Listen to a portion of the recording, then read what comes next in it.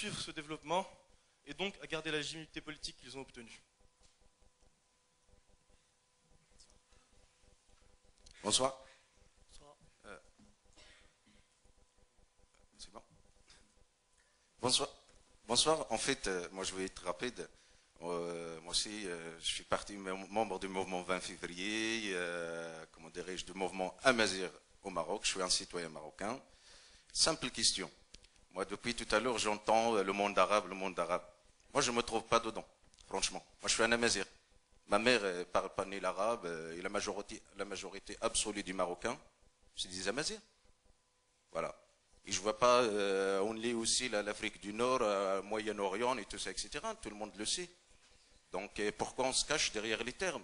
Moi, j'ai rien à voir avec le Moyen-Orient, avec tous mes respects.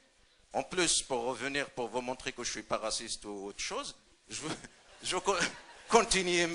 Non, parce qu'il y en a certains qui prétendent qu'on est des chauvinistes et tout ça.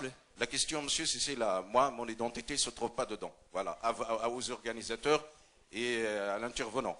D'accord. Voilà, moi, j'ai rien à voir avec le monde arabe. Merci. Voilà. Merci. Deuxièmement, Merci beaucoup. deuxième question. Attendez. Deuxième question. Deuxième question. Bah oui, moi, je ne fais pas partie de la famille ni du prophète, ni de rien. Moi, je suis là. Depuis longtemps, je suis en Afrique du Nord. Voilà. C'est la lutte du peuple. C'est la lutte du peuple. Il faut qu'on arrête. La majorité absolue des Marocains, c'est des Amazirs.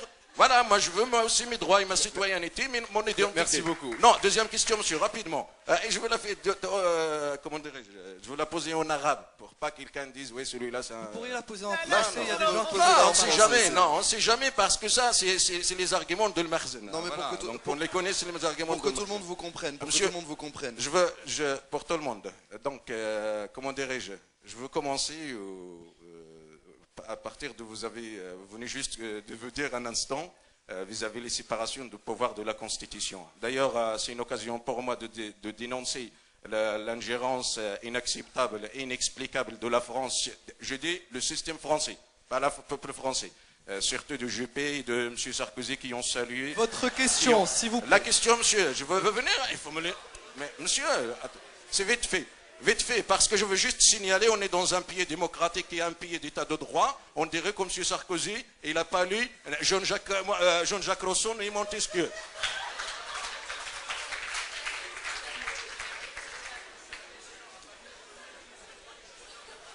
Le micro a été désactivé, je crois. Merci. Est-ce qu'il y a une question à l'horizon? Yallah, bismillah. Le micro a été désactivé, on ne vous entend pas. Merci. Vas-y, allez, vas-y. Mais pose ta question, on demande que ça.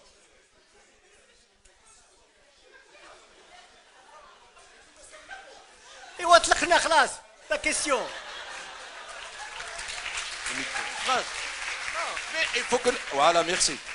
Ma question, est-ce que vous êtes d'accord avec moi qu'il s'agit encore d'un pouvoir autoritaire absolu au Maroc? Voilà, et moi, juridiquement, nos constitutions... C'est bon, je vous laisse la réponse. Merci beaucoup. Merci.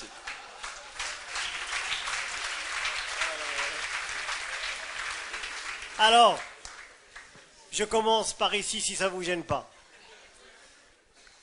Voilà encore une magnifique démonstration et exemplification du problème du 20 février. D'accord? Avec ce genre de sortie et ce genre d'éruption et ce genre d'action politique basée sur l'émotion et pas sur ça, vous ne gagnerez jamais.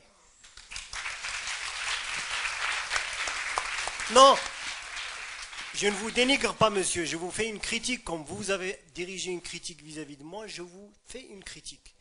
Et je vous dis qu'en politique, quand on est en face d'un adversaire qui est retors, structuré, et qui a 400 ans derrière lui, il faudrait faire autre chose que de s'envoler de manière enthousiaste. Le romanticisme ne vous emmènera nulle part. C'est un conseil, tout simplement. Et j'ai beaucoup de respect pour vous. Et je respecte ce que vous m'avez dit. Vous m'avez demandé si le Maroc, ou si la monarchie marocaine est une monarchie absolutiste. Oui, c'est une monarchie absolue dans le cadre, si on prend la définition légale et juridique, oui. Maintenant, si c'est une définition, une catégorie, une typologie de sciences sociales, de sciences politiques, c'est un régime souple. C'est une dictature molle. Donc, je vous réfère à tout ce que j'ai écrit, c'est en français, pas seulement en arabe, en français, en anglais, en espagnol, et vous verrez que c'est la même définition que j'ai utilisée à chaque fois de manière rigoureuse et continue. Maintenant, concernant le monde arabe, vous vous définissez comme vous voulez. Amazir, marocain. Nous avons en commun le fait qu'on soit marocain. Vous êtes amazir. Moi, je suis marocain, je suis arabe, amazir, tout ce que vous voulez. Mais je me définis politiquement entre un nationaliste arabe. Une autre génération d'un autre type, mais je suis un nationaliste arabe. Quant au thème de ce colloque ou de ce séminaire, ce n'est pas à moi qu'il faut adresser le problème. Il faut l'adresser à quelqu'un d'autre.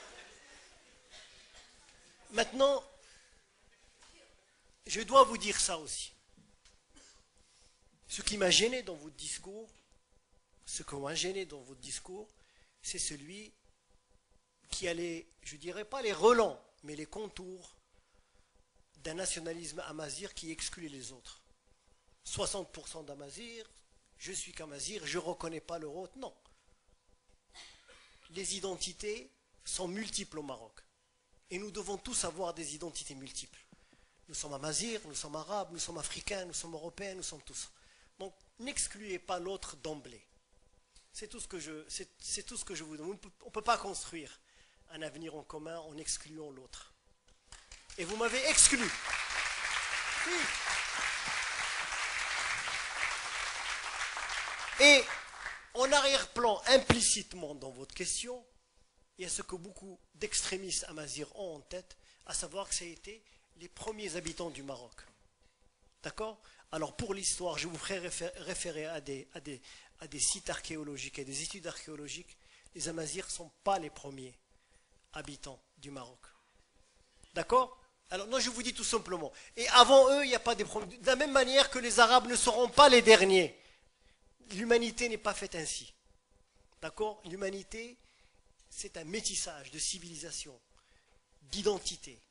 Et nous devons construire une collectivité tous ensemble, en apprenant les uns de les autres. Ne m'excluez pas, vous n'avez rien à gagner.